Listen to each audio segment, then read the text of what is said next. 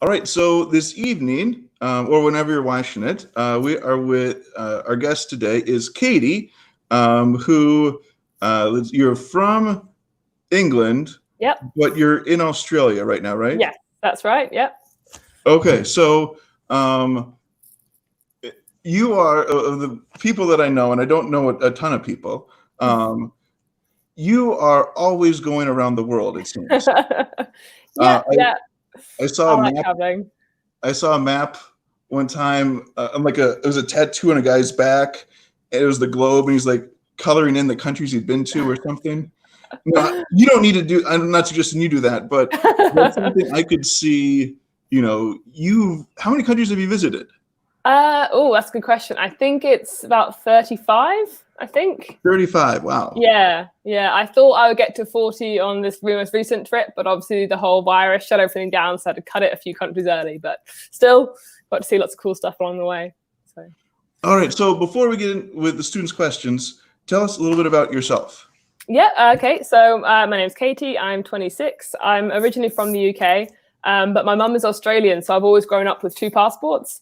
And with a lot of family based in Australia and Sydney. So ever since I was a kid, we've been coming over here. And I think that probably made me really enjoy travel.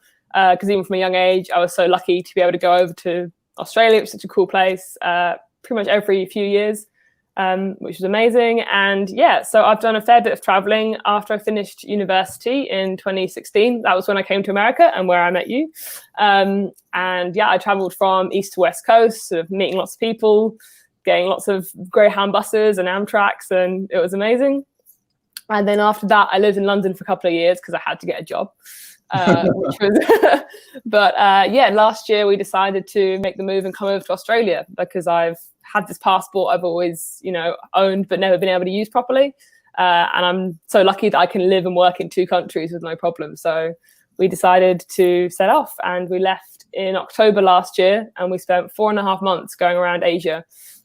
From Nepal, India, Thailand, Myanmar, and Laos was where we finished up before we had to fly back to Australia. Wow. So now I'm here. I'm trying to get a job here instead, which is proving kind of hard because of the virus. But, just plowing forward and putting in applications and see what happens. What type of job are you looking to do? Your degree is in like American history or something, right? Yeah. I'm not using that, unfortunately. Unless I was a teacher, I think that's the only way I can use that. So I work in charities. So my last job, I work as a fundraiser for charities. So my last job was for a charity which is run by Prince Charles, who's the heir to the British throne. So that was quite cool. We got to go to Buckingham Palace a few times, which was pretty cool. Obviously, none of that over here. It's a bit more like America, a bit more recent. So I'm looking for any kind of sort of charity job, really, something that, you can feel good and do good work in the world. So fantastic. Yeah. Let's see. So let's start with some of the questions. Yep. Cara asks, "What's the main language that you speak?" English. Yeah. So I'm from England, and all my family are in Australia, and that's English. So unfortunately, I don't speak any others. No other languages. No. I learned Italian and Japanese very briefly, but that was at school, and they've kind of fallen by the wayside. I can read a little bit of Japanese, but not much. That is a lot more than I can, so no worry. Yeah. It doesn't get you very far, though. It's only like 1 or 2 characters. So let's see. Kathryn wants to know what your favorite food is, and I'll ask this in 2 ways. First, what's your favorite food growing up in England? Mm-hmm. And then what's the favorite food that you've had anywhere in the world? Oh, okay, yeah. So I think my favorite food growing up, I love just like a full English Sunday roast dinner. I'm probably kind of similar to your like Thanksgiving dinner. It's like a cut of meat with sort of roast potatoes and vegetables, and just all sorts going on, lots of different things on the plate. There's a few things that are probably quite uniquely English. We have something called a Yorkshire pudding, which is not a pudding. It's not sweet. It's just kind of a puffy sort of, I don't know how to explain it. It's just like a savory kind of snack you have on the side. Okay, so it's pudding, but it's not sweet. Yeah, it's not, and it's kind of crispy. I don't know. Maybe I'll send a photo of that later to add in. But they're really nice. That's probably one of my favorite kind of staple things. And then from traveling around, I gotta say, I think American pizzas were pretty amazing. Going around like New York, just at the $1 slices, just for value and for taste. It's just, I think pizza is probably one of my favorite foods. So the American ones. Unfortunately, I haven't been to Chicago, so I don't know what a deep dish is like. But it's like a lot more pizza. That sounds great. Thicker. Okay, that sounds great. That's for the next trip. Okay, my son needs me to turn the light on. I'll be right back. Okay, no worries.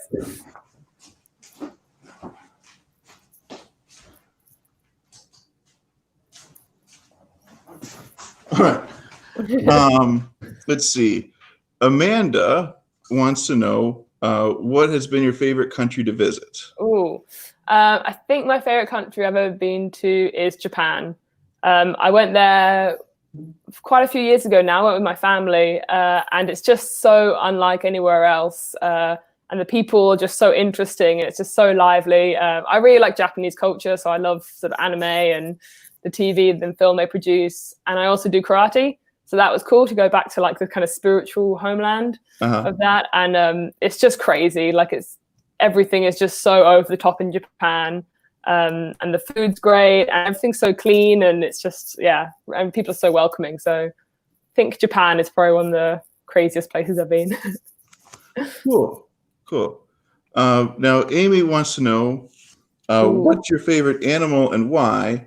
And to clear it up, we are talking to you from Australia, and your last name is Irwin. So no relation, I swear. But okay, I'm glad you know who he is, because I was going to mention him later. Because he is an absolute sort of staple of Australian culture, and growing up with my surname and an Australian passport led to lots of sort of fancy dress parties where I'd be Steve or Bindi. I think Australian animal. I think my favorite, on a side note, my favorite cat animal just kind of normally is a cat, because that's what we have back home. But like Australian animals wise, there's so much more to choose from. Sure. If you're thinking of like Steve Irwin and that, I mean, kangaroos and wallabies, they're pretty amazing. Wallabies are just like the smaller version of a kangaroo, because kangaroos are quite big and actually quite scary. If you don't want to be near one in a dark alley, whereas wallabies are exactly the same, but just smaller and cuter. So. Are kangaroos frequenting alleys in Sydney? Not in Sydney, no, but you do get them. Like if you go a little bit rural, you'll be leaving someone's house after dinner, and they'll be saying in the car, just watch out, because they're like deer. If they run in front of your car, you can do a lot of damage. So they are they're even in the city. That's in Canberra, which is the capital. You can get them in the suburbs. Okay, cool. Let's see.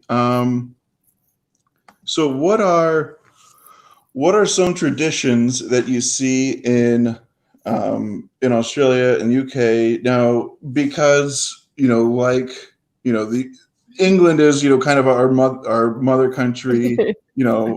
Australia being our sister country. There's a lot of holidays that we share, right? Mm-hmm. Christmas and Easter probably, and so forth. What are some traditions that are different than what we as Americans would think? Okay, so I think Christmas and Easter obviously are the same. They're done slightly differently. I would say like Christmas has a very different feel in Australia than it would to in the US, because it being in the Southern Hemisphere, it means that it's summer here. So Christmas in Australia, you're talking temperatures of over like 90 degrees Fahrenheit on Christmas Day. And it just sounds wrong. Yeah, I know, exactly. But they still play, I'm Dreaming of a White Christmas in the malls when you're buying your presents. They're air conditioned and everyone's sweating. And so the foods are different. You'll have salads and barbecues and stuff on the beach and go for a swim.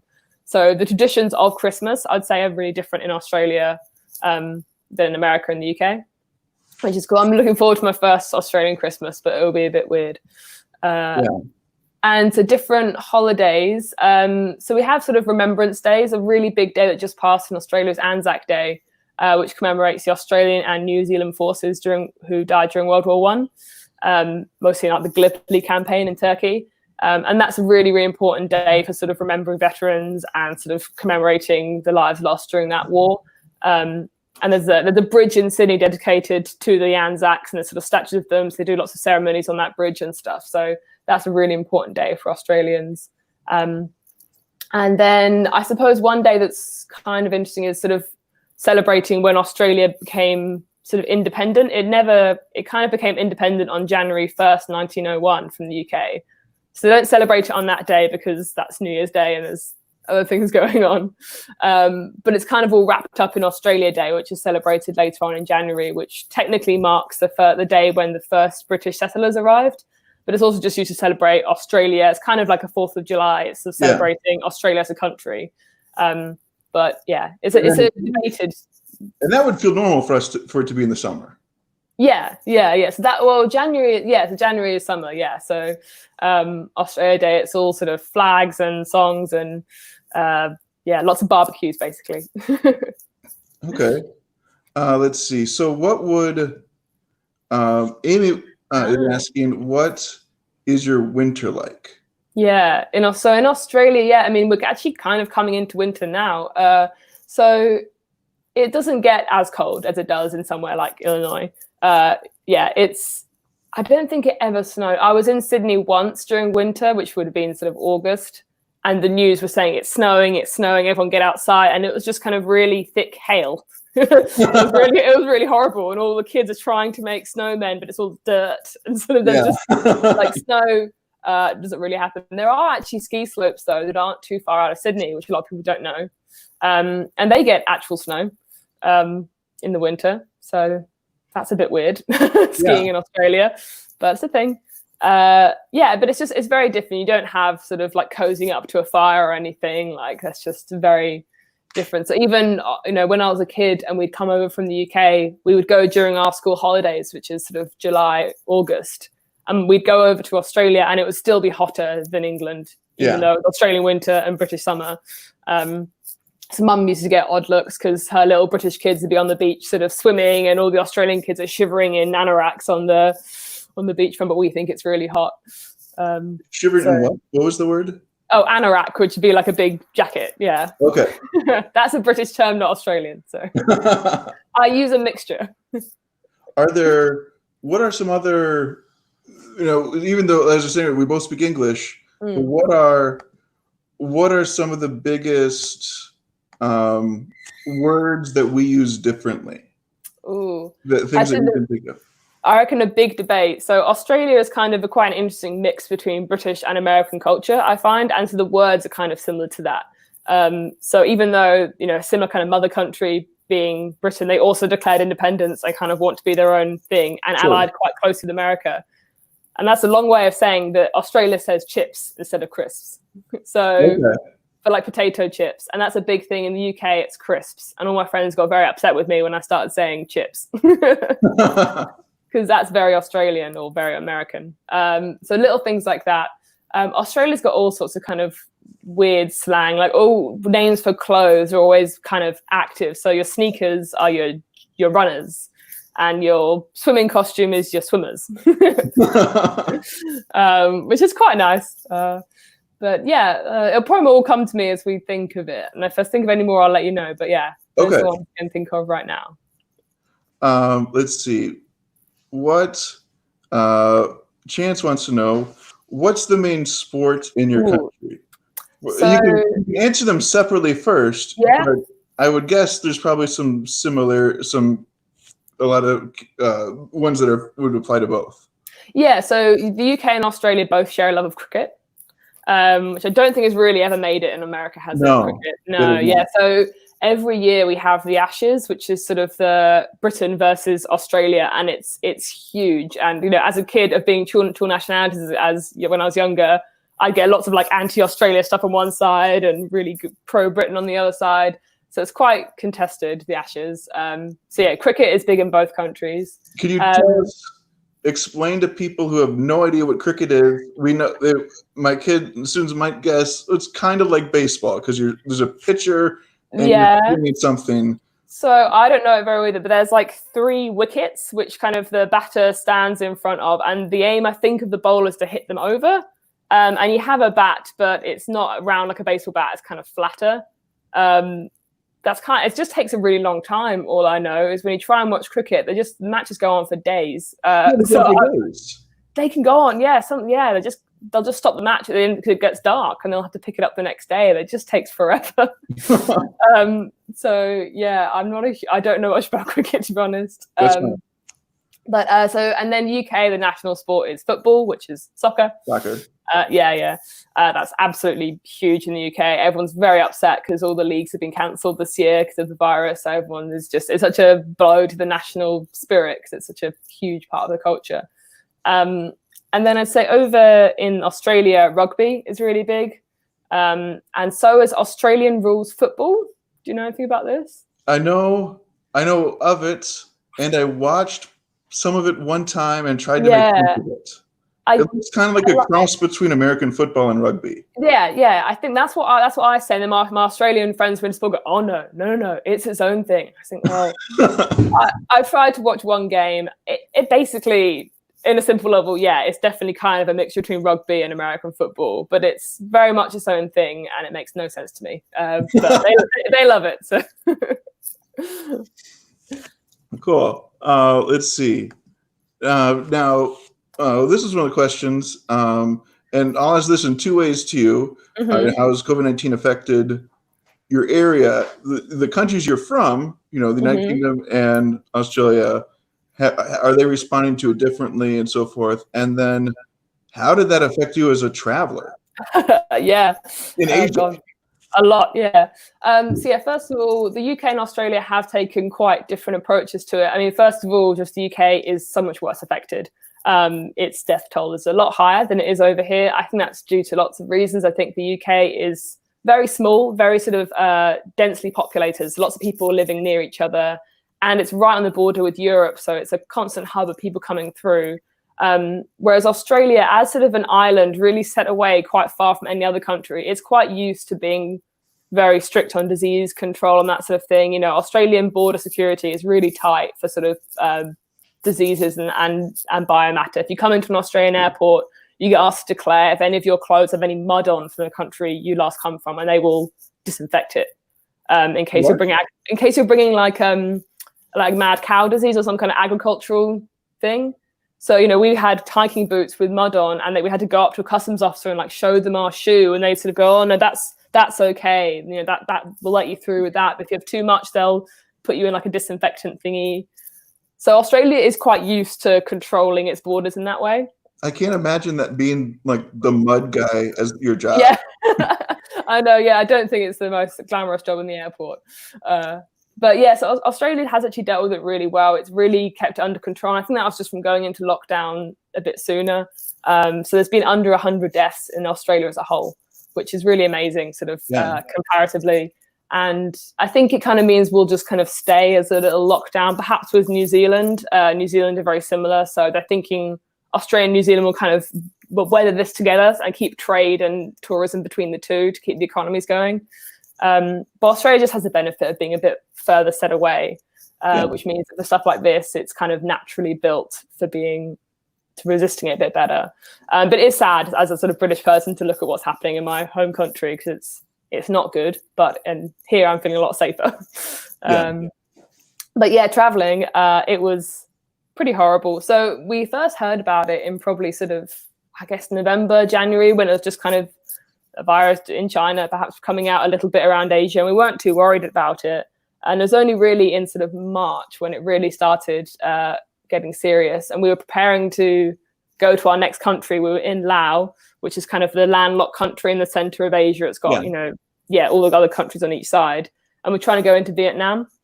And we applied for our visa, and they told us it would take 3 days to get approved. And now in that 3 days, everything just changed. So they sort of said they're not letting any people in. We were hearing reports from our friends who'd made it into Vietnam. They're being treated with absolute hostility. People were being thrown out of youth hostels just onto the street. Their stuff would be packed up while they were away sightseeing and just be left outside and say, we don't want you here anymore. Wow. All of the sites were closing down, so you could get into the country and then just not do anything once you got there, because everything was going into lockdown.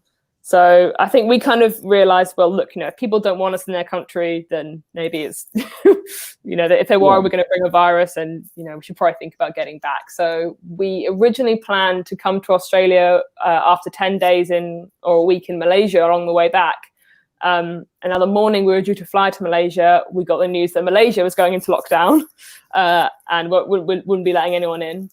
So we got to Malaysia and just spent a night sleeping on the floor of the airport, and then got a last-minute flight to Australia from there.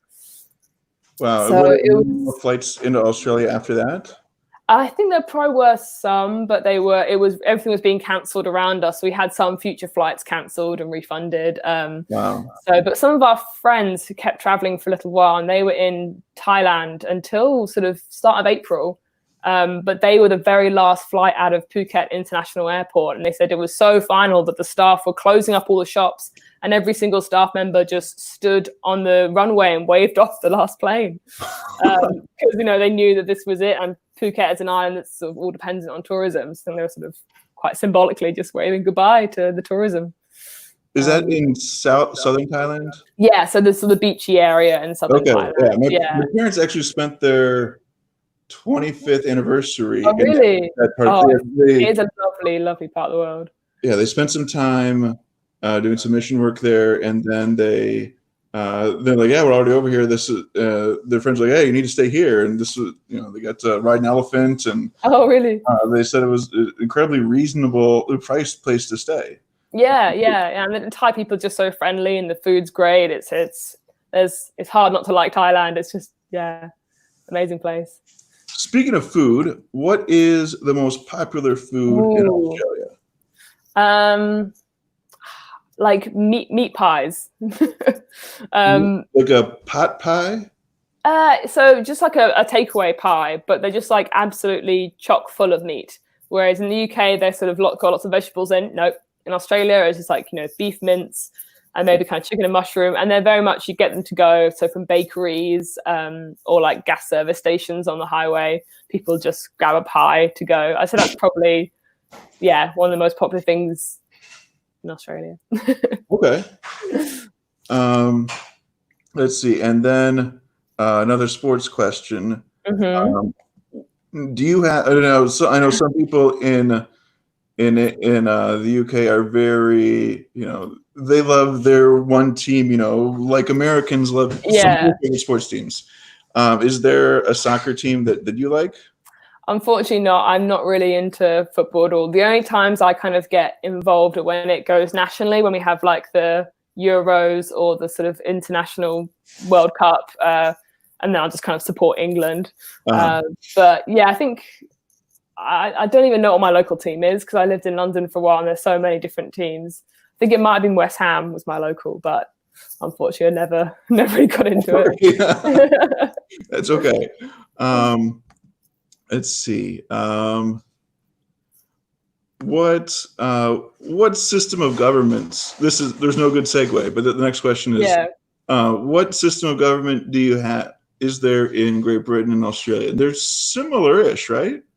Yeah, so I think, again, this is where Australia is kind of this weird hybrid between the UK and America. So the UK has the Houses of Parliament, which has got the House of Commons, which is like the lower house, and then the House of Lords. So kind of like the House of Representatives and the Senate. And then it's overseen by a Prime Minister. And then the head of state is the Queen in the UK. So whereas a president figure kind of combines the head of government and the head of the country. We've kind of got the Queen as separate to that. And then Australia is kind of a bit of a hybrid. So there is a Parliament and a Prime Minister, but their Parliament is a House and a Senate. Gotcha.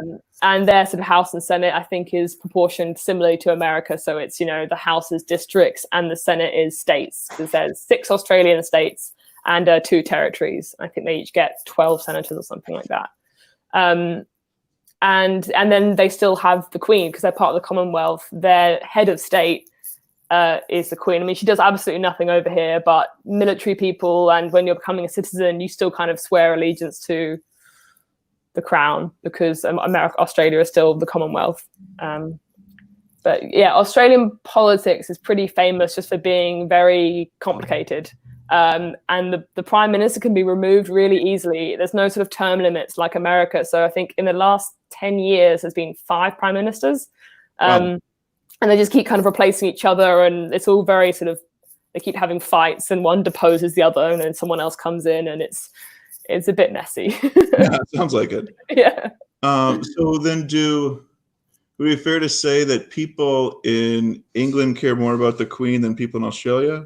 Yeah, definitely. I mean, people in the UK at this point don't really sort of care about it that much, but still, like when we have an election, that the big thing you're waiting for is whoever wins the election, they have to go ask the Queen for permission to create a government in her name. I mean, obviously she says yes, because if she said yes, if she didn't, then she'd be defying the people. But it's this big thing on when an English election happens, when they've decided who wins. You're watching on the live news, the little car driving up to Buckingham Palace, and all the commentators are outside the palace waiting for him to come out and say, she said yes, I can make a government. Wow. So yeah, all a bit weird.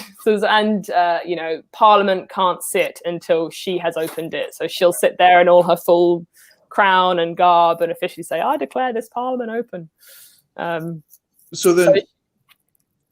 Keep going. Oh yeah, I was just going to say, so she has a role, like the monarchy has a role in Britain, but she won't. It's only sort of symbolic. But Australia is really no control at all.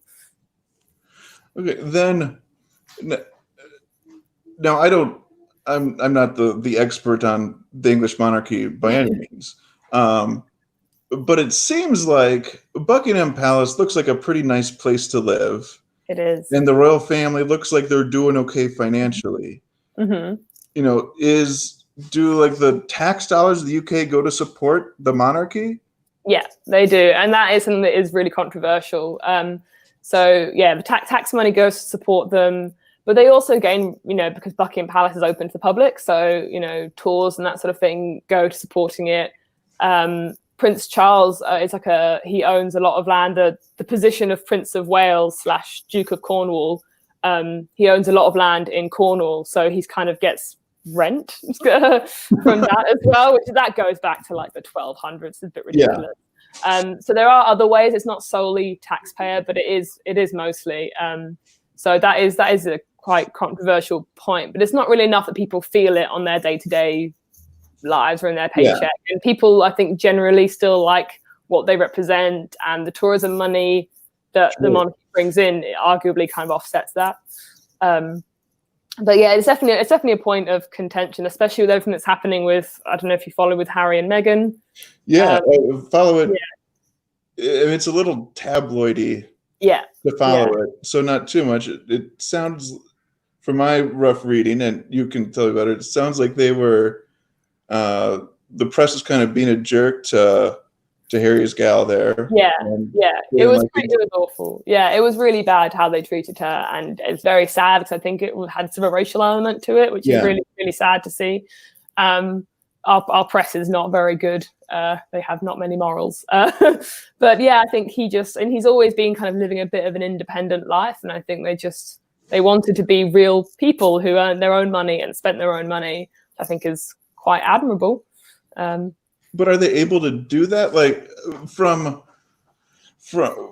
what I would think is, well, yeah, but everyone's still going to know like who they are, and the press is going to stop following them around. Yeah, exactly. They're going to be just as celebrities, and still, can you imagine like what a terrible decision they made? I think they'll never really escape it. But I guess it's their sort of attempt to not have to sort of be. I guess if people aren't paying for their lifestyle, they kind of have a bit more independence to go their own way. Gotcha. And I think they want to live in Canada or the States. I'm not sure which one they'd settled on. I'm not in the story enough to tell you for sure. Yeah, I don't know, but it's just quite a controversial thing to happen because people don't leave the royal family. Yeah. I think the last time would have been the 30s, but. It's sort of an interesting time, and I don't know how long the monarchy will go because everyone loves Queen Elizabeth, but Charles isn't particularly popular. I think William is quite popular, but it might not be around forever. I heard there was talk at least of Charles saying that he was like is gonna skip him and just let it go right to William. No, that's a sort of tabloid thing. That's what people want to happen because they like William. He's young and cool, whereas Charles is sort of old and stuffy. But I mean, he's been waiting 70 years to finally be king. I think he'll definitely give it a go. Let's see. Here's some more travel questions. Yeah. have you always felt safe everywhere you travel? That's an interesting question. Yeah, I have on the most part. Yeah, I think the one place that was quite difficult was India. There's just so many people, and I think people are very interested by tourists, so they stare at you a lot. And there's also a lot of scams there, unfortunately. I think because it is quite a poor country, they see tourists and they think they can get money off you. So quite often you'll get into the train station at a new city. You know, this happened to us at in Agra, which is where the Taj Mahal is. And we got out of the train station. We're trying to call an Uber because Ubers are about like 50 cents for an Uber there for a 10-minute ride. It's really cheap. And it's a fixed price, so you don't have to haggle with anyone. And we'd be there and there'd be these sort of tuk-tuk rickshaw drivers, which are the little bikes, sort of saying, oh, no, you know, your Uber's cancelled. No, it's not coming. You have to get in my car with me. And then, you know, if you got in their car, they'd say, oh, the Taj Mahal's closed. It's closed. You know, it's not open today. I'll take you somewhere else. And they'll take you to, you hear horror stories, they'll just take you to a restaurant and force you to buy lots of food. And yeah, we were quite lucky. Nothing like that ever happened to us. But it was probably the one country where I really felt I had to be on edge a little bit and just kind of watch what you're saying to people and not believe everything people tell you, which is a bit of a shame. But the majority of people we met were lovely. You know, Indian people are so welcoming and just so fascinated and want to share their culture with you. But the ones who could get money from you, they're the ones you've got to be a bit more sort of careful. Sure. Now, the Taj Mahal, is there, I've been told, and this is great because you can answer all my questions that I have. Is there like a black one or something, right? No, that's a rumor. No, there's so on the opposite bank to the Taj Mahal, there is a park that's kind of got like a raised platform, and the tour guides will tell you, oh, that was because he wanted to build one across the river that was a mirror. But actually, the guy who built the Taj Mahal, he was imprisoned about sort of only a couple of months after it was completed by his own son, who wanted to depose him.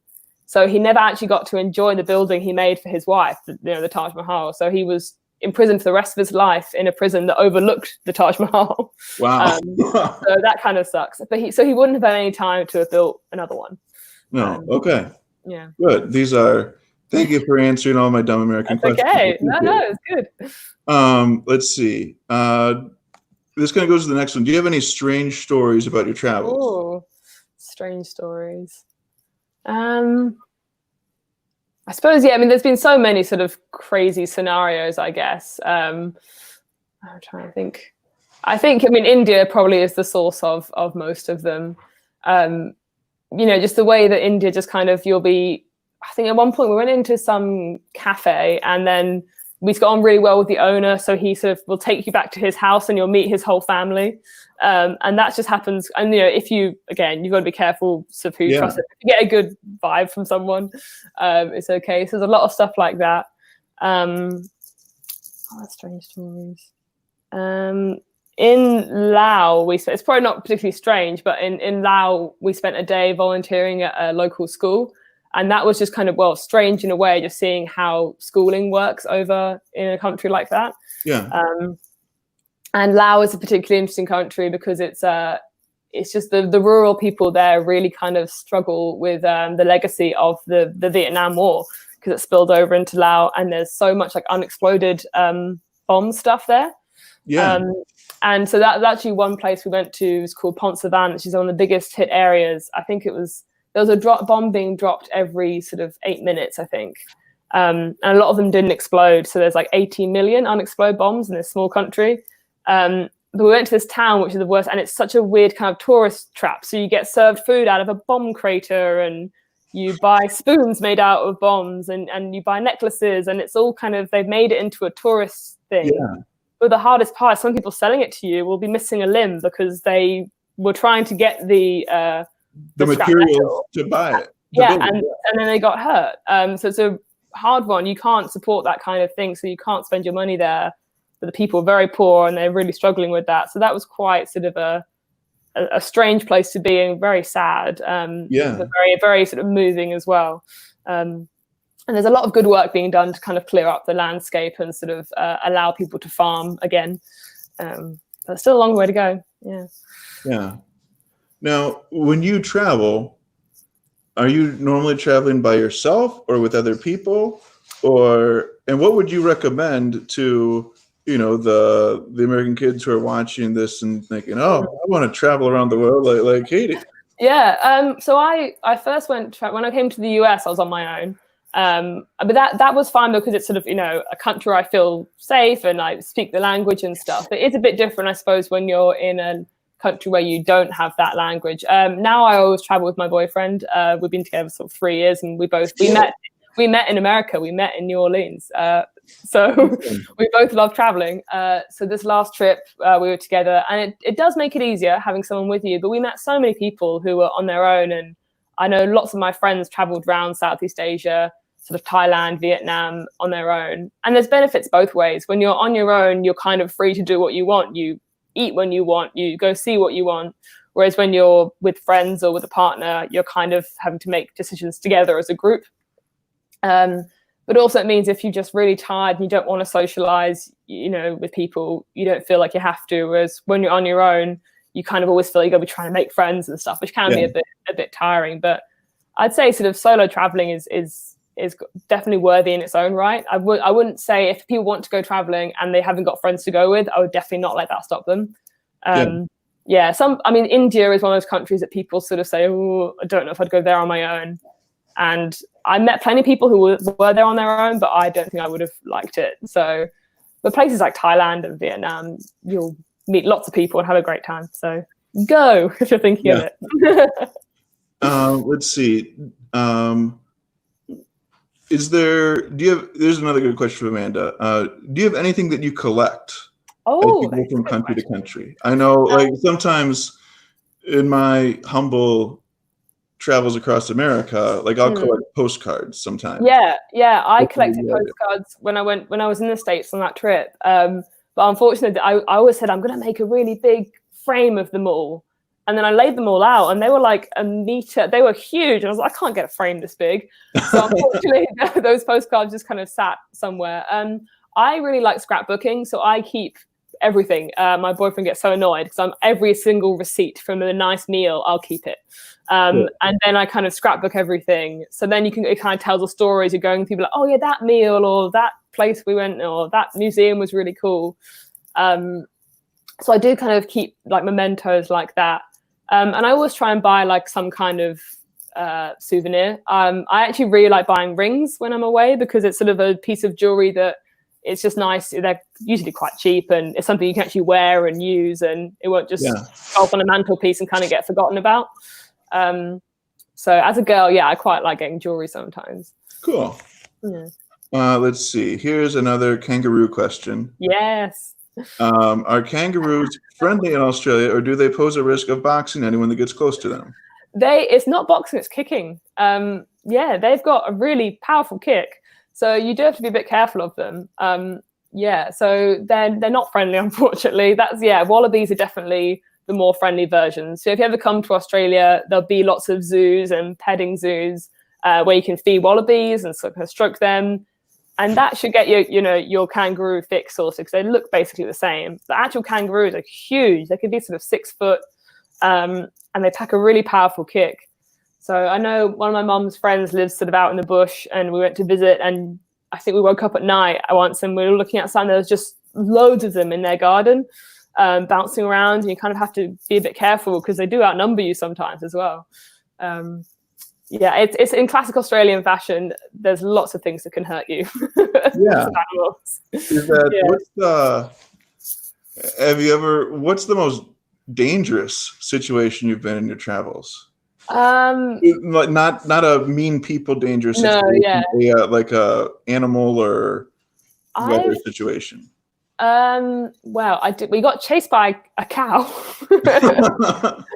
in Myanmar, but like a cow with horns. And we were doing a hike and we were in like a really narrow sort of going through farmland. And it was absolutely middle of nowhere and this massive sort of bull with the horns just came sort of charging at us and our local guys started screaming and cursing and we thought, okay, that's a bad sign. Yeah, when the local person is worried about it, Yeah, but with sort of like spiders and stuff, I haven't really seen, luckily, because I'm really scared of spiders, looking around now to see any. Because in Australia, you get a lot of the really big hairy ones, which are disgusting, but they can't hurt you. But my aunt, who lived down the road in Sydney, once came outside when she had really little kids to find a funnel web and a redback, which are the two most poisonous spiders in Australia, having a fight on her doorstep, like sort of attacking each other. So she just got 2 cans of spray and just kind of emptied them on each one. But yeah, that's it really. Cool. Now, this is from Kate. Now, since you're moving from the United Kingdom to Australia, and you've had this dual passport in your life, how do taxes work for you? So that's something I'm having to learn now, because having always lived in the UK, I just paid the UK taxes on everything I earn and any savings I had. And so in the UK, the taxes aren't particularly high, but obviously one major difference is we have the healthcare system. So all of your taxes, you'll get a portion of your taxes each month on your salary that are going towards the National Health Service. So it's sort of there when you need it and it's free. And then, so currently moving to Australia, it is a bit weird kind of figuring out how I fit, because there's such a historic relationship between the two countries. You can't get taxed twice, basically. That would be a bit unfair. So yeah, now I'll have to do a tax return, I think soon, I guess, if I earn any money in Australia. The end of our tax year is July here. And I think it's pretty similar levels. There's a different healthcare system here than in the UK. So in Australia, your taxes do go a bit towards Medicare, which is what the Australian health system is called. But it's not free like in the UK. It's just kind of regulated by the government. So you'll never pay too much, and it's always scaled on how much you earn. So yeah, like I will be paying taxes. Hopefully not in both countries at the same time. Yeah. But yeah, something I'm still currently working out really is how it works being like a dual national, earning and money in 2 different places. Watch this space. Have you, speaking of like healthcare stuff and things, have you had any like terrible injuries while you've been traveling? No, I've been so lucky, really lucky. The one time we were really worried was when we went hiking in Nepal in the Himalayas. Yeah. And we're out, the highest altitude was 5,500 feet, I think. Meters, 5,500 meters. So pretty high, given that Mount Everest is 8,000. Yeah. This was 5,000, and most people are at 1,000. So it was quite high up, and there was we were very scared there, because if you fall and break your ankle or something, you have to get a helicopter down. So we were insured up to our eyeballs. But no, I've been very lucky that I haven't had anything bad happen to me. Let's see. And then, we hear a lot about in America, because we have a pretty unique healthcare system compared to other parts in the world. We hear some people are going to say, we'll say, well, this is the best healthcare system, in the world. And others will say, no, it's terrible. You can get good care for free in other countries. Yeah. As someone who's been around the world, what do you think about that? I love the British National Health Service. I think it's possibly one of the things I'm proudest of when I think of what makes me proud to be British. I think the fact that we look after each other, it's completely equal. No one will ever be out of pocket because they're ill. There are certainly some sort of flaws in the system. Waiting times are quite long sometimes, but if you're really ill, you'll be seen quickly and very, very well with amazing doctors. And I've never had a bad experience with it. I think it's just amazing to that no one has to worry about finances when they get really ill, which I think is just so important for me. I luckily haven't been ill in any other country. So I'm only basing that off the UK. It'll be interesting to see how Australia works. I think it's often billed as kind of an in-between between America and the UK, because it's not completely free, but it's not unreasonable, whereas it can be in the US. So that would be, I'm not saying I'm hoping I get ill so I can test out the health system here, but I'm sure as I come to live here, I'll just encounter it more. So that would be interesting to sort of compare it. I think it's often touted as kind of a nice middle way, because the UK system is arguably not sustainable. We don't, with an aging population in particular, there's worries that it could get overwhelmed. But yeah, because your population pyramid doesn't look as great as some other countries. No, true. But I mean, I think that's the thing, that when you're ill though in the UK, you will get seen, and there is still the option to have private healthcare. So people who can afford it will go private, and then that helps kind of relieve the pressure on the free health system. People who have lots and lots of money, they don't use it.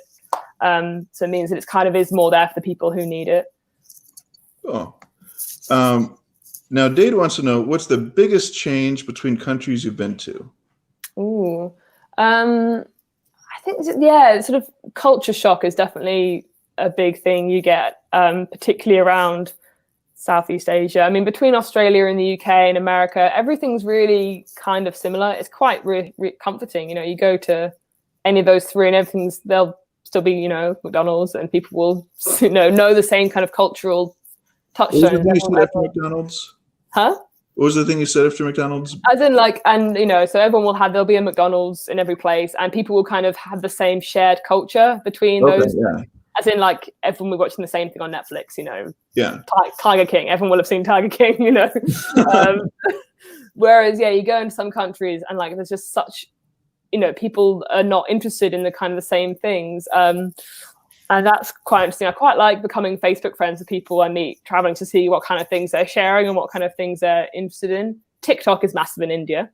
But they, the Bollywood kind of culture there as well. There's the films they watch are just not the same as what we watch. So we were in India when the latest Star Wars film came out, and we were desperate to try and see it, but there just would they don't show it. They don't have any interest. No one wanted to see Star Wars in India.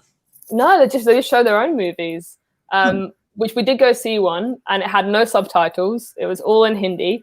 But we tried, but it was 4 hours long for a comedy. That's just how those 4 hours for a comedy? Yeah, and it had an interval in the middle, an intermission where everyone goes and gets samosas and curry and then comes back and, it's just, so that kind of culture shock, and the film started at 9 p.m. So the intermission was about midnight, and we thought, going home, and we'd paid about, $2 to see it because everything's cheap. I found that really interesting in India. You can't have that kind of, you can to a degree with some of the younger people. We talked to a few kids who are school age, and they would have Netflix and video games and stuff. But it is interesting going to different countries where their culture is just, what they consume is just so different. Yeah. Do you think Carol killed her husband? Oh, she did something. Let's see. Other questions. Here's a good question. So music. Ooh, yes. Okay. How does the music change in? Well, first of all, the main places you've been in, UK and Australia. Is it? Should I say the UK or UK? I think technically it's the UK, but okay. Either way, we have so many different names. Great Britain, England, Yeah. No, we have a geography bee in the United States. Oh yeah. It's like a spelling bee, but it's all geography questions. And as the social studies teacher, I have to read the rules, and there's all of these different. You can't say Holland for the Netherlands, but you can say all of these different things for Great Britain. Oh yeah, that sounds about right. Okay, what music is popular? Yeah, so it's kind of the genres are all kind of the same. You got sort of the hard rock all the way through to electronic-y kind of dancey pop. Obviously, the UK is quite famous for its music. The big exports like the Beatles and Queen and the Rolling Stones, everyone kind of knows those. But I love Australian music. I think there's such good stuff coming out of here, and people just don't know. And there's a lot of acts as well that are Australian. People don't know, AC/DC. Yeah. Yeah, they're Australian. I don't know. I feel like a lot of people don't know that. And Kylie Minogue. So there are some sort of, big names from Australia. And the music here is quite sort of indie here. That's what I listen to at least. But the Wombats are from England, right? Yeah. Oh, yeah, I think so. I love the Wombats. Yeah. They're great. Do you like them? I do. And I watched them and a wombat is not an Australian animal, right? Oh, I see what you mean. Yeah, of course. But they're not from Australia. Okay, yeah. No, they're very popular here though. People love them. Yeah. So yeah, I think the music kind of is all very similar, and obviously, there's American acts that just kind of like, we all kind of share a similar culture, I think, in that way. Yeah. One Australian act that got huge last year was Tones and I, who sings Dance Monkey. Like, it's like it was played all over. When we were traveling, we found it weird because it's being played in like little bars in Myanmar and stuff. I can't sing, but if you listen, you'll probably recognize it. Okay, I'm sure I will. Yeah, that got a lot of traction, and she's Australian, so that was quite exciting. Cool. Do you, as an American, we arrogant? I'll just speak for myself. We kind of arrogantly, oh yeah, well, stuff that's big here, everyone's listening to their iPod around the world, but in other countries, they're like, look at our guy, Yeah, I think like obviously there's some American acts just like transcend, like Billie Eilish. Obviously, she's huge here in Australia.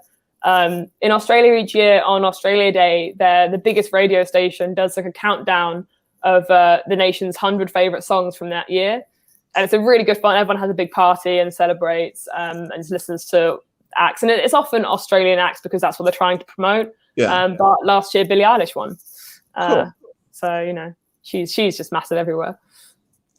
Right, here's a good question from Cara. What time is it? It is 9:51 a.m. What day? Monday, 11th Monday. of May. So we're talking to Katie from the future. Yes, it's looking nice. It's okay. Okay, and that's why I scheduled it Mother's Day night. That's why, because this was the time that worked for her. Let's see, have you had any weird time zone issues traveling that have different times? I think, to be honest, actually, I found in America the weirdest because I was traveling by sort of road or train mostly to save money on flights, and just you're on the road and suddenly your phone will ping and you've changed time zone. That's something that's quite unique, I think. It happens in Australia too, but no one drives across Australia because there's nothing to see. Whereas in America, if you're doing that kind of classic road trip, you're going to cross through so many time zones. And I got so confused by my bus times and so nearly missed buses because they start in one time zone and the break time is different. You know, I think one of my schedules on Greyhound is like, break starts at 12:50 and finishes at 12:20. It's like, what? So I think, that's probably in America, actually, I've experienced it the most because you are sort of, traveling by land a bit. In still Southeast Asia, they're all kind of on the same time zone, I think.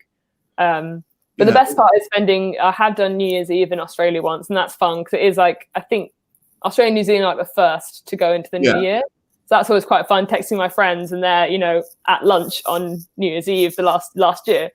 So that's always quite fun. Let's see.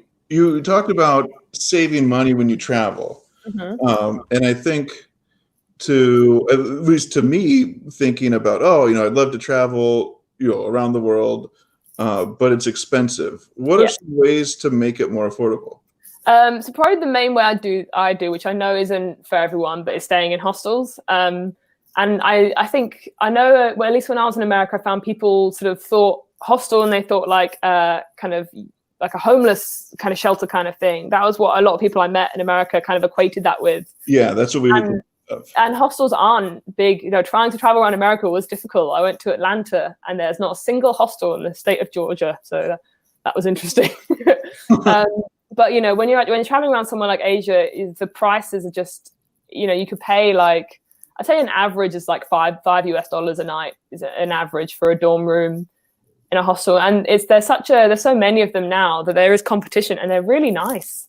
You have your own privacy curtain, you can have your own little reading light, your own storage space. And then even if you don't want to do a dorm, a lot of hostels do private rooms, which are always cheaper than a hotel. Yeah. And you'll get to meet people, which is nice. So quite often my partner and I do stay in sort of private rooms so we can, unpack our stuff and just have our own space, but still have the option to go down to the hostel bar and meet people. But I think that is probably the main way. And if you're in a country that's expensive to eat out. Like if you're traveling Europe, I know a lot of Americans probably want to travel Europe, and food there is just expensive. So just cooking in the hostel, or making sure your accommodation has some kind of kitchenette, like just a hob and a microwave even. I know, you don't want to be going to Italy and not able to eat amazing pizza and pasta, but say, you're there for a weekend. If you're really trying to save money, you can go out for one nice meal, and then the rest of the time, just, cook yourself. Do you have any questions, Xavier? No? Okay. Let's see. Now, what side of the road do you drive on? The left. So like the UK and not like America. Now, when you're traveling, you're almost always taking public transportation. Then you're not renting a car and driving in other countries. No. We did in Asia. Motorbikes are really big. Okay. Yeah, and I mean, neither of us really like driving and being that exposed on the road. But in some parts of Thailand and Myanmar in particular, the only way to really see stuff is by bike, and they have really tourist-friendly ones, which are just scooters. So we got those a lot, and I think the side of the road, I think quite often it was the left. I'm trying to remember now. I think because of the sort of the colonial influence from sort of France, and France drive on the right. I can't remember, but we were. I wasn't driving. I was definitely on the back of the motorbike, Gotcha. so just taking photos off the side. Here's one more animal question. So this is, what are some animals you see a lot in both places? But then also, I was going to ask, kind of with animals that you see, where's the best zoo you've been to? Oh, okay. I will start with the best zoo I've been to is here in Sydney. Taronga Zoo here. It's amazing. Even though I'm not that into zoos, but always in Sydney, I'll make sure I go. It's just the setting. It's right on Sydney Harbour, and it's on kind of a hill. So the higher up you get through the zoo, you get these amazing sweeping views of the bridge and the Opera House. And there'll be sort of an elephant in front of your view of the Opera House, which is just really cool. That's cool. So definitely that one. Animals you sort of see around. In Australia, the main thing you notice really are the birds. The birds here are just amazing. They all make ridiculous noises. They're very, very loud. You get the kookaburras, which kind of the laughing noise. Yeah. And they all look amazing. So in the UK, our birds are just the grey pigeons. Whereas in Australia, just in your back garden, you'll have a galah, which is bright pink, the cockatoo, which is white with sort of a yellow plume, and the rainbow lorikeet, which are rainbow colour. So those are probably my favourite things, to sit and watch the birds here, because they're so diverse and so pretty. Cool. Let's see. We're